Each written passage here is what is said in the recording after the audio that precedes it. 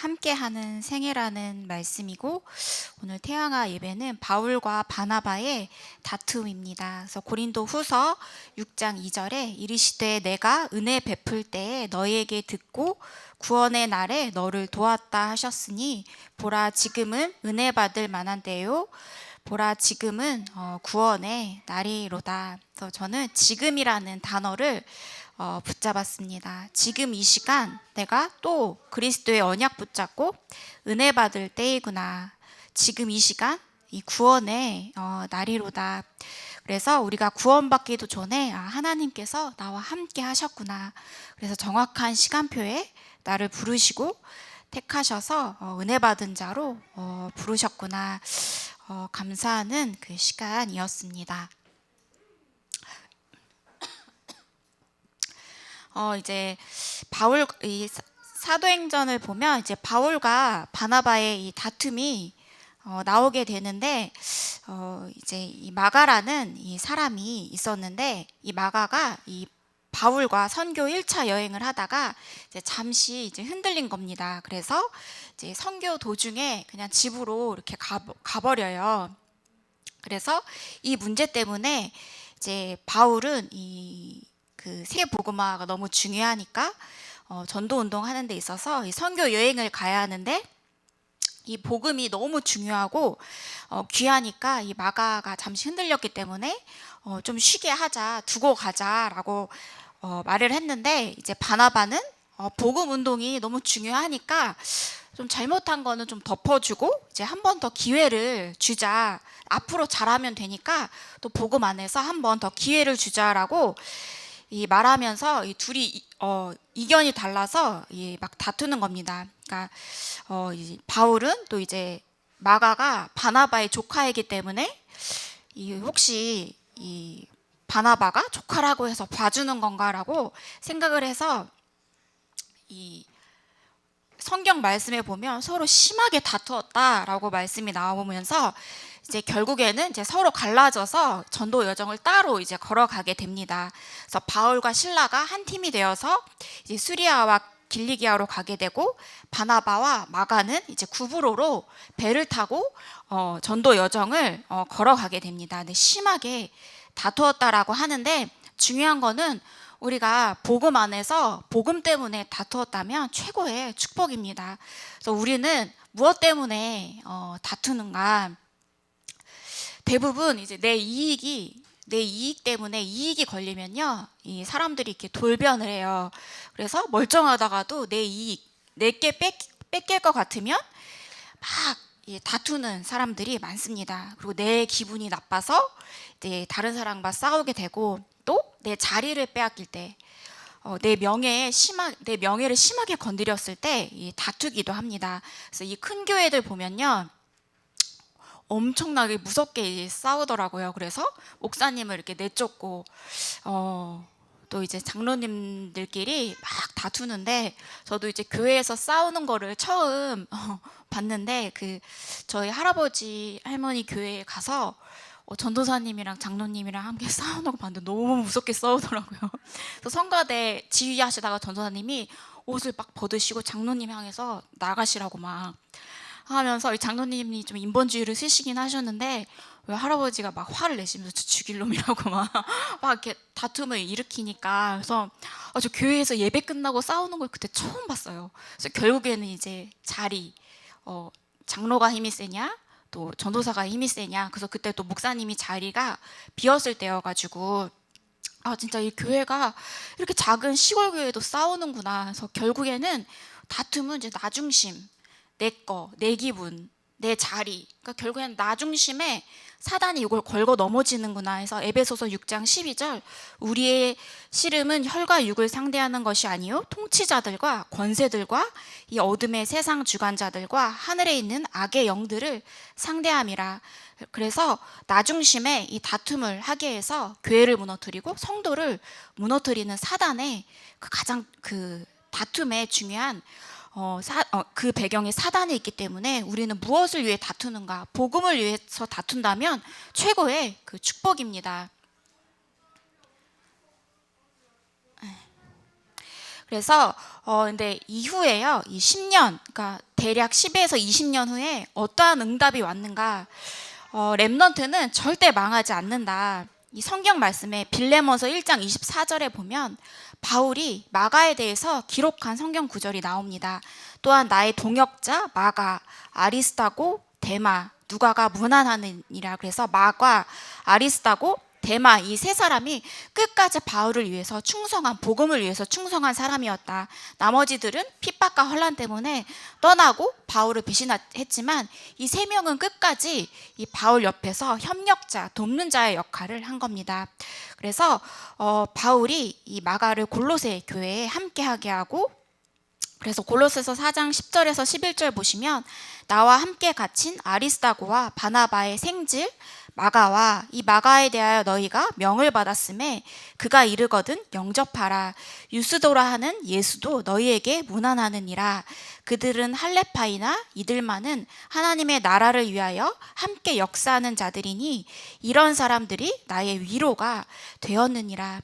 그래서 처음에는 이 마가가 이 전도 그 선교 여행에서 자신의 그런 문제들 때문에 다시 돌아왔지만 하나님은 마가를 다시 쓰시게 하시고 바울은 전도자이기 때문에 이 마가를 다시 불러서 전도자로 세웁니다.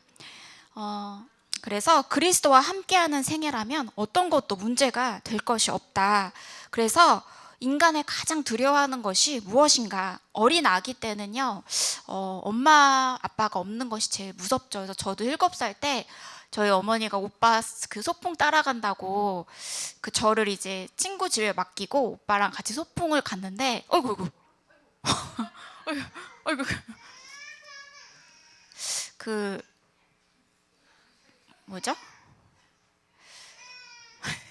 그 오빠랑 소풍을 갔는데 제가 7살 때 그 엄마 친구 집에서 아침부터 저녁까지 엄마 올 때까지 계속 울었던 기억이 납니다. 그래서 어릴 때는 가장 큰 고민은 이제 엄마 아빠가 없을 때, 부재할 때, 그리고 또 좀 자라서 청소년이 되면 그 고민은 이제 또래의 문제, 내가 친구들과 사이가 안 좋은가, 안 좋으면 이제 그게 가장 큰 문제로 여기기 때문에 또 그 속에서 친구들과의 관계 속에서 가장 크다고 생각하고 여러 가지 실수를 하기도 하고 또 학업 이런 문제에 가장 고민이라고 생각을 합니다. 그래서 또 이렇게 쭉 지나서 또 청년이 되면 내 취업, 직업, 결혼 여러 가지 또 고민들이 있죠. 또 나이가 들어서 노년이 되면 아까 목사님께서 말씀하셨던 것처럼 죽음에 대한 또 고민이 가장 큰 고민이 또 죽음. 그래서 각 생애마다 각 계층마다 고민이 다 다릅니다. 그런데 이 바울도 또 우리도 마찬가지죠. 복음의 답이 난 이후에요. 인생의 결론을 낸 후에 바울은 죽음도 두려워하지 않고 복음을 전했습니다. 그래서 우리는 복음의 답을 내지 않으면 많은 문제가 생기고 끊임없이 사단에 속기 쉽습니다. 그래서 우리는 그리스도로 인생의 답을 내야 한다. 나의 인생이 그리스도와 함께하는 인생이다. 그래서 내가 가장 두려워하는 것이 무엇인가? 요거를 점검해 보시고 그리스도로 담난 인생을 우리가 살아야 하겠습니다. 그래서 모든 문제들은요, 과거의 나의 모든 문제들은 또 지금 있는 문제들은 전도자의 여정 속에서 발판이고 축복이다. 바울은 이 스데반의 순교 때 가장 앞선 인물로 이 회개한 이후에 복음을 깨닫고 복음을 위해서라면 죽음과 고난도 개의치 않았습니다. 그래서 늘 가는 현장마다 이 스데반의 이 순교 장면을 늘 떠올렸을 것 같아요. 그래서 늘 이 스데반을 생각하면서 늘 죄책감에 시달렸을 것 같습니다. 그래서 이 속에서 바울은 어떻게 살아야 할지 인생에 대한 결론을 내렸습니다. 그리스도로 인생의 답을 완전히 얻었습니다. 그래서 제가 그 마가 요 성경 말씀을 보면서 마가도 이 바울과 같은 영적인 고민, 죄책감에 시달렸을 수도 있겠다. 자기 때문에 바울과 바나바가 크게 다투고 이렇게 전도 여정을 따로 걸어갔잖아요. 그래서 그러한 문제 사건을 통해서 오히려 영적인 다툼을 통해서 많이 괴로웠을 것이다. 이 성경 말씀에는 안 나오지만 내가 마가라면 너무 괴로웠을 것 같아요, 영적으로.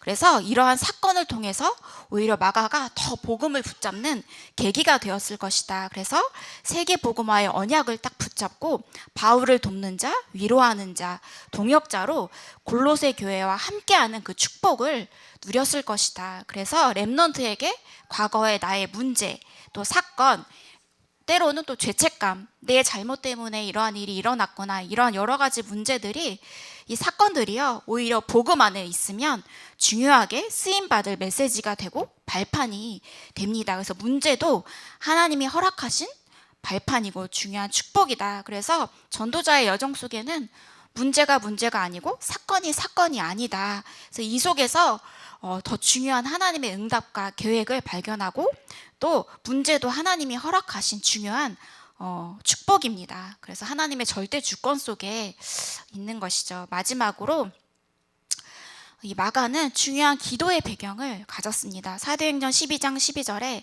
마가라 하는 요한의 어머니 마리아의 집에 가니 여러 사람이 거기에 모여 기도하고 있더라. 그래서 헤롯이 야고보를 칼로 죽이고 베드로를 옥에 가두었을 때 이 베드로를 위해서 어디서 기도를 했느냐? 마가 요한, 마가의 어머니 집에서 함께 모여 기도를 했습니다. 이 가정이 기도하는, 또 예배드리는 중요한 그 장소로 쓰임을 받았습니다. 그게 마가의 어머니 그 집에서 시작이 되었습니다. 그래서 마가는 예루살렘에 있는 마리아의 아들이었다. 집을 교회로 헌신하고 내어놓은 중요한 그 가정교회의 배경의 시작이 마가였습니다. 그래서 마리아의 남동생 바나바는 마가의 삼촌으로서 구브로에서 부한 레위인이었다. 그래서 바울이 세워질 때 중요한 역할을 바나바가 하였고, 하나님께서 이 바울, 사울을요 바나바에게 붙이셨습니다.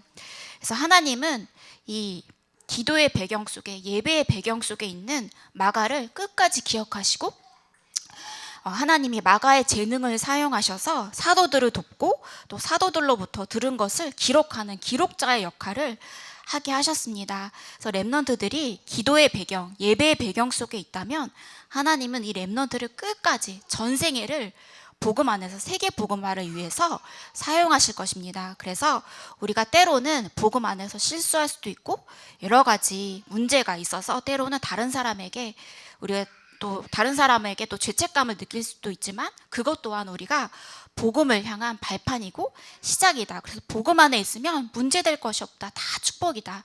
하나님은 그것까지도 다 사용하신다. 그래서 우리가 렘넌트들을 축복하고 복음 안에 있는 렘넌트들이 하나님 안에서 잘 세워질 수 있도록 기도해야겠습니다. 그래서 우리 가정이 중요한 교회가 되고 기도의 배경이 되어서 렘넌트들이 이 속에서 잘 성장할 수 있고, 또 세계 복음화를 위해서 하나님께서 잘 쓰실 수 있도록 우리가 기도의 배경이 되어야겠습니다. 그래서 제가 기도하고 예배 마치겠습니다. 하나님 아버지, 감사를 드립니다. 우리가 구원받기도 전에 우리를 택하시고 우리를 사랑하셔서 우리와 함께 하시니 감사를 드립니다. 하나님, 우리의 전생애가 하나님 안에 있기를 소원합니다. 그리스도 예수 안에 있기를 소원합니다. 우리의 생애를 하나님께 드리고 하나님 안에서 세계 복음화의 축복을 누리는 가정과 또 가문과 또 우리 부모님들이 되게 하여 주시옵소서. 복음 안에 있는 부모님들을 축복하여 주시고 예수 그리스도 안에서 참된 언약의 시작이 되어지게 하여 주시옵소서. 그래서 날마다 그리스도를 누리고 그리스도를 찬양하고 그리스도와 함께하는 인생이 되어지게 하여 주시옵소서. 권세 있는 주 예수 그리스도 이름으로 기도합니다. 아멘.